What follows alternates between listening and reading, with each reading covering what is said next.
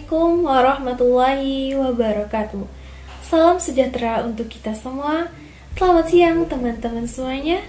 Dan Ibu Dr. Cucun Sunaisi SPD MPD yang saya hormati selaku dosen pengampu pada mata kuliah Pengelolaan Pendidikan.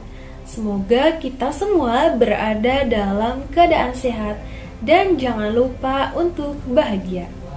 Puji dan syukur marilah kita panjatkan kehadirat Allah Subhanahu wa Ta'ala, serta sholawat bertangkaikan salam tak lupa tercurahkan kepada Nabi Muhammad SAW.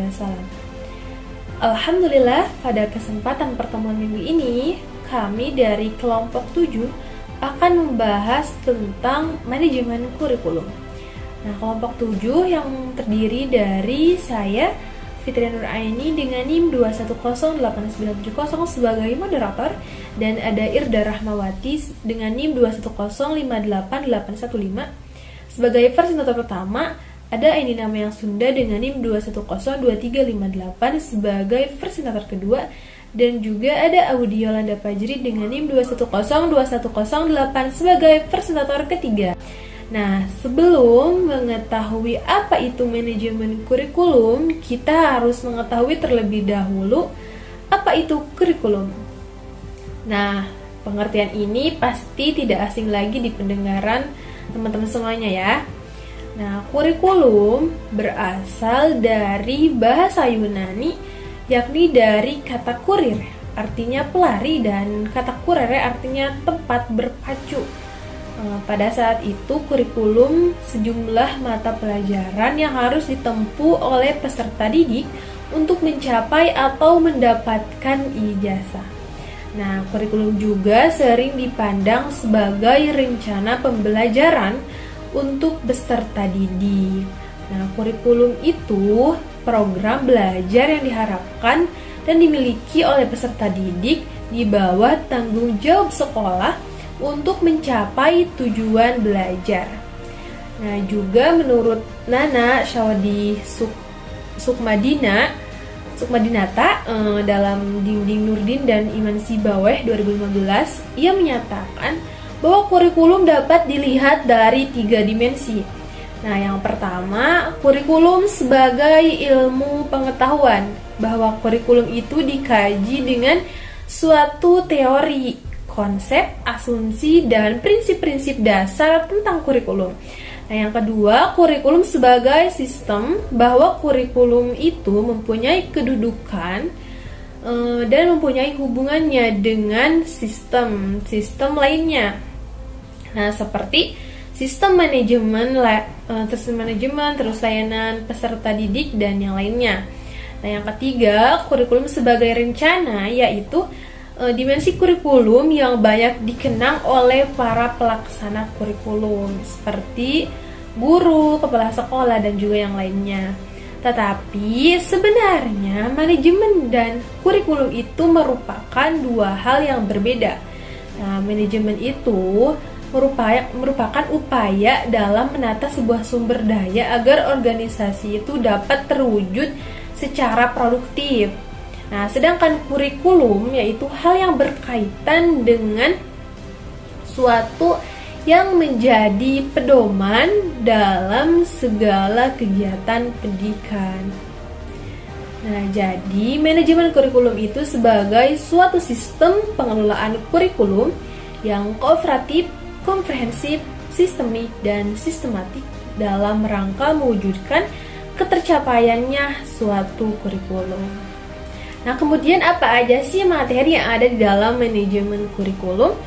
Mari kita perhatikan dengan baik dan seksama penjelasan dari presentator kita nih. Yang pertama yaitu ada Irda. Nah, kepada Irda saya persilakan.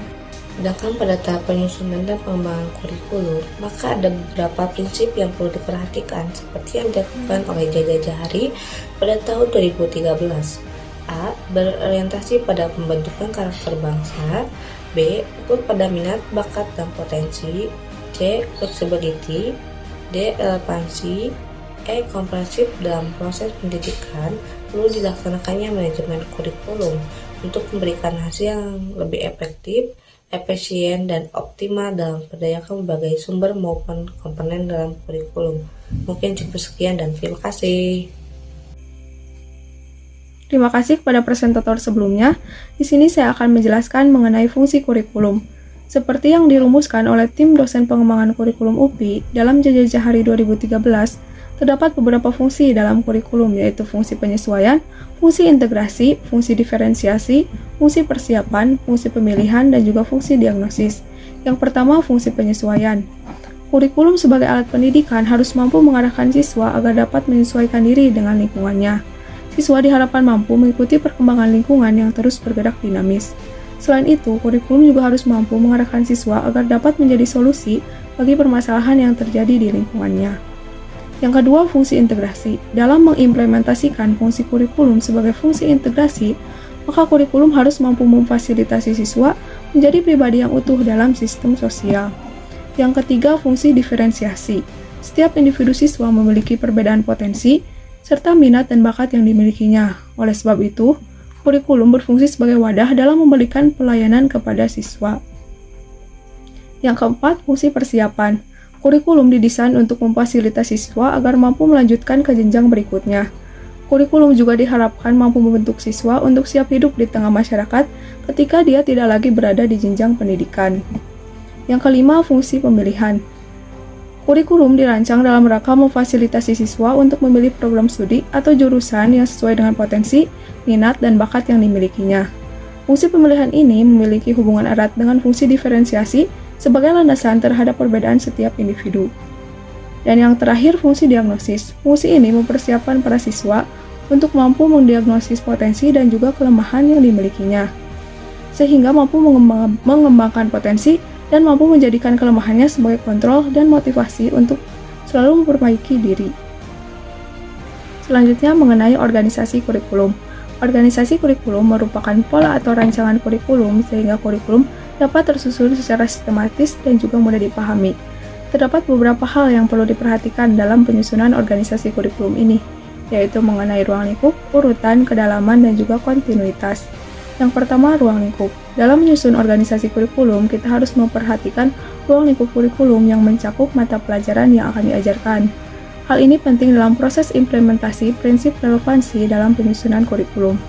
Prinsip ini menyesuaikan ruang lingkup kurikulum dengan kebutuhan peserta didik. Oleh sebab itu, pemahaman tentang peserta didik wajib diketahui sebelum penyusunan kurikulum. Yang kedua, urutan. Urutan dalam organisasi kurikulum juga perlu diperhatikan dalam menyesuaikan dengan jalur dan jenjang pendidikan yang akan ditempuh oleh peserta didik. Ini penting untuk dapat menghasilkan sebuah kurikulum yang sistematis sehingga sesuai dengan jalur, jenjang, dan jenis pendidikan itu sendiri.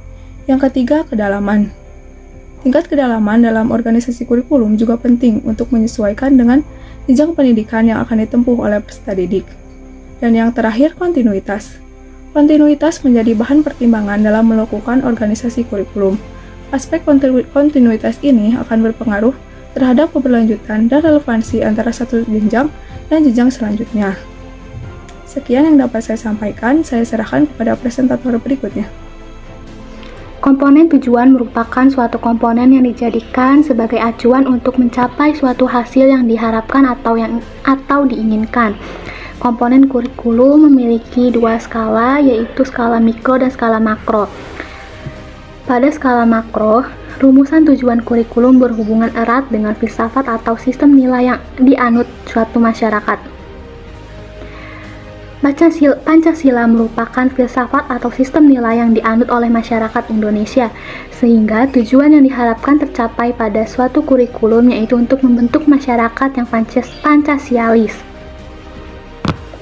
Sedangkan dalam skala mikro, tujuan kurikulum berhubungan dengan adanya visi dan misi yang ada pada sekolah, serta tujuan-tujuan yang lebih sempit lagi, seperti tujuan setiap pada mata pelajaran, dan juga tujuan proses pembelajaran. Tujuan pendidikan diklasifikasikan menjadi 4. Yang pertama itu ada tujuan pendidikan nasional atau TPN, yang kedua tujuan institusional, yang ketiga yaitu tujuan kurikuler atau TK, dan yang terakhir merupakan tujuan pembelajaran. Tujuan pendidikan nasional merupakan tujuan yang bersifat paling umum dan merupakan sasaran yang harus dijadikan pedoman oleh setiap lembaga dan juga penyelenggara pendidikan. Yang kedua yaitu tujuan institusional, merupakan tujuan yang harus dicapai oleh setiap lembaga pendidikan. Yang kedua yaitu merupakan tujuan institusional, di mana tujuan institusional ini merupakan suatu kualifikasi atau kompetensi yang harus dimiliki oleh peserta didik dalam menempuh pendidikan dalam suatu lembaga pendidikan atau suatu jenjang pendidikan, seperti misalnya yaitu standar kompetensi, pendidikan dasar, menengah, kejuruan, dan juga jenjang pendidikan tinggi. Tujuan kurikuler ini merupakan tujuan yang harus dicapai oleh peserta didik pada setiap bidang studi. Jadi maksudnya yaitu merupakan suatu tujuan yang harus dikuasai atau standar isi pada setiap mata pelajaran yang harus dikuasai oleh peserta didik pada setiap satuan pendidikan. Sehingga tujuan kurikuler ini dapat didefinisikan sebagai kualifikasi yang harus dimiliki oleh peserta didik setelah mereka menyelesaikan suatu bidang studi atau mata pelajaran tertentu dalam suatu lembaga pendidikan. Dan yang terakhir yaitu tujuan pembelajaran merupakan suatu tujuan yang harus dicapai oleh peserta didik dalam setiap pembelajarannya atau setiap pertemuannya. Komponen yang kedua yaitu komponen isi. Komponen isi ini di dalamnya terdapat pengalaman belajar yang harus dimiliki oleh peserta didik dalam suatu kegiatan proses pembelajaran. Isi kurikulum tersebut harus mencakup semua aspek yang berhubungan dengan aspek kognitif, afektif, dan juga psikomotorik yang terdapat atau terkandung dalam setiap mata pelajaran yang disampaikan dalam suatu proses pembelajaran. Yang ketiga yaitu komponen metode. Pada komponen metode ini berisikan strategi yang harus dilakukan dalam rangka untuk mencapai suatu tujuan. Metode yang tepat digunakan yaitu harus memperhatikan materi dan juga tujuan kurikulum. Dan yang terakhir yaitu komponen evaluasi. Pada komponen evaluasi ini digunakan untuk mengukur nilai dan juga posisi kurikulum yang digunakan sehingga menjadi dasar pertimbangan apakah kurikulum yang sedang digunakan tersebut perlu dipertahankan atau tidak, dan juga apakah perlu adanya perkembangan atau tidak. Selanjutnya yaitu dalam pelaksanaan kurikulum memiliki beberapa tahapan. Yang pertama yaitu tahapan perencanaan, yang kedua yaitu tahap pengorganisasian dan koordinasi, yang ketiga yaitu tahap pelaksanaan, dan yang terakhir yaitu tahap evaluasi. Pada tahap perencanaan ini, guru harus menyiapkan segala sesuatu yang berhubungan dengan tujuan pembelajaran, materi yang akan disampaikan, metode yang akan digunakan, media dan juga alat evaluasi yang akan diterapkan pada suatu pembelajaran. Dan semua hal tersebut tercantum dalam suatu alat perencanaan yang disebut dengan RPP.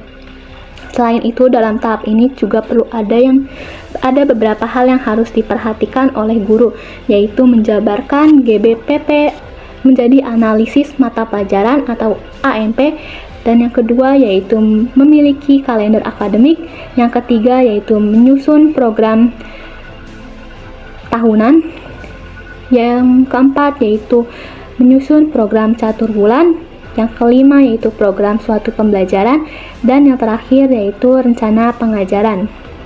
Tahap selanjutnya yaitu tahap pengorganisasian dan juga koordinasi.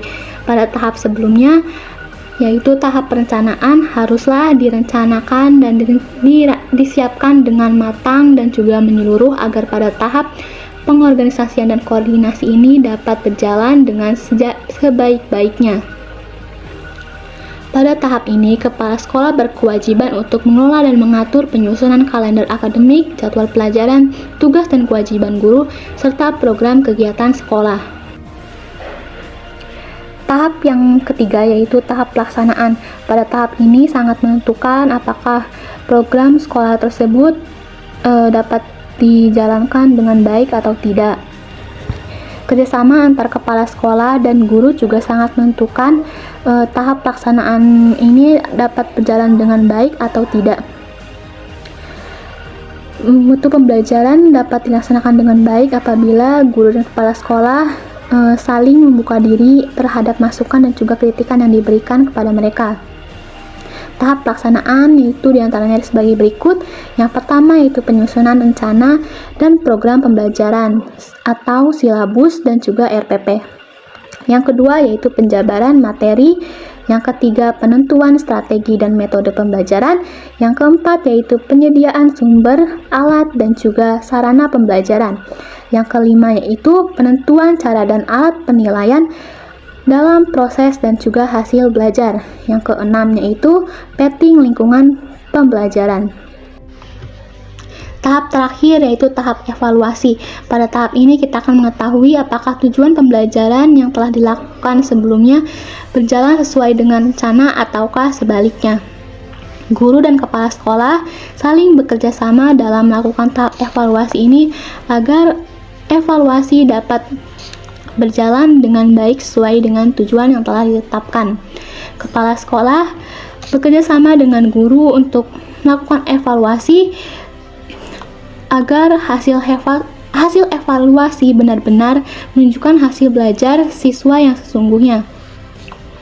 Guru perlu menentukan jenis evaluasi apa yang akan digunakan dan hasil evaluasi tersebut akan digunakan untuk dijadikan sebagai acuan terhadap perbaikan dan juga perkembangan atau peningkatan mutu pembelajaran selanjutnya. Agar evaluasi yang dilakukan dengan tujuan yang diharapkan, perlu diperhatikan beberapa hal berikut ini, yaitu persiapan awal. Yang kedua yaitu menyiapkan bahan-bahan evaluasi. Yang ketiga yaitu menyusun kisi-kisi evaluasi. Selanjutnya yaitu menyusun bentuk tes, menyusun butir-butir soal, memvalidasi, menyiapkan jawabannya, lalu membuat jadwal pemeriksaan, dan juga penyerahan hasil evaluasi agar tepat waktu. Adapun permasalahan yang ada pada kurikulum, yang pertama yaitu ada kurikulum di Indonesia dianggap terlalu kompleks. Jika dibandingkan dengan kurikulum pada negara maju, kurikulum yang dijalankan pada Indonesia ini dianggap terlalu kompleks sehingga dapat berakibat pada guru dan juga siswa, di mana siswa merasa terbebani dengan segudang materi yang harus dikuasainya. Terlebih lagi, materi tersebut sudah ditargetkan, sehingga menyebabkan siswa tidak dapat memahami seluruh materi yang diajarkan, dan siswa hanya sepintas saja memahami materi tersebut. Permasalahan yang kedua yaitu seringnya berganti nama. Kurikulum di Indonesia sering sekali mengalami perubahan nama, namun perubahan tersebut hanyalah sebatas perubahan nama semata tanpa mengubah konsep kurikulum. Tentulah tidak akan ada dampak positif dari perubahan kurikulum Indonesia. Bahkan perubahan nama kurikulum tersebut mampu disajikan sebagai lahan bisnis oleh oknum-oknum yang tidak bertanggung jawab, karena pada pengubahan nama kurikulum tentu juga memerlukan dana yang cukup banyak. Dan permasalahan yang terakhir yaitu kurangnya sumber prinsip pengembangan. Pengembangan suatu kurikulum tentu saja berdasarkan sumber prinsip untuk menunjukkan dari mana asal mula atau asal muasal lahirnya suatu prinsip pengembangan kurikulum tersebut. Oke, baiklah, selesai sudah pemaparan materi yang telah dijelaskan oleh ketiga presentator kita pada hari ini. Terima kasih kepada Irda, Ainina, dan Audi yang telah menjelaskan materinya dengan baik. Nah, maka dari itu saya menarik kesimpulan dari pemaparan hari ini. Nah, kesimpulannya adalah bahwa manajemen kurikulum itu sebagai suatu sistem pengelolaan kurikulum yang kooperatif, komprehensif, sistemik, dan sistematik dalam rangka mewujudkan ketercapaiannya suatu kurikulum. Nah, kurikulum juga mempunyai prinsip yang harus diperhatikan dalam melaksanakan manajemen kurikulum. Nah, yaitu produktivitas, terus mokatisasi, kooperatif, efektivitas, dan efisiensi. Juga mengarahkan pada visi misi dan tujuan kurikulum. Nah, dan kurikulum juga mempunyai fungsi-fungsi. Nah, yang pertama itu fungsi penyesuaian, fungsi integrasi, fungsi diferensiasi, fungsi persiapan, fungsi pemilihan, fungsi diagnosis. Nah, selesai sudah pematerian. Nah, selanjutnya ada sesi diskusi. Nah, terima kasih dan mohon maaf apabila ada kata yang kurang baik dari saya. Akhirul kalam, wassalamualaikum warahmatullahi wabarakatuh.